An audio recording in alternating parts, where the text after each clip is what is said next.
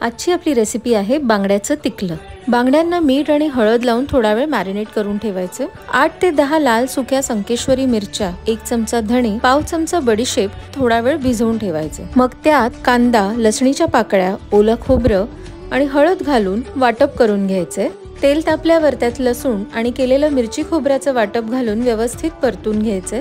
त्यात मॅरिनेट केलेले बांगडे सोडून शेजवान पेपरकॉर्न, ज्याला मालवणीत तिरफळ किंवा मराठीत त्रिफळ, तिसळ किंवा तेपळ म्हणतात, हे घालून घेऊया। तिखलं अजून फ्लेवरफुल आणि ऑथेंटिक करण्यासाठी आपण त्यात हळदीच्या पानांच्या गाठी घातल्यात। थोडंसं पाणी, चवीनुसार मीठ आणि कोकम घालून झाकण ठेवून आपण थोडा वेळ शिजवून घ्यायचे। बांगडे एका बाजूने व्यवस्थित शिजल्यावर त्यांना अलगद पलटून दुसऱ्या बाजूनेही शिजवून घ्यायचे। अशा प्रकारे मालवणी पद्धतीचं हे बांगड्याचं तिखलं खायला तयार। अशा ट्रेडिशनल, ऑथेंटिक आणि फ्लेवरफुल मालवणी रेसिपीजसाठी आमचं चॅनल बघत राहा आणि व्हिडिओला नक्की लाईक करा।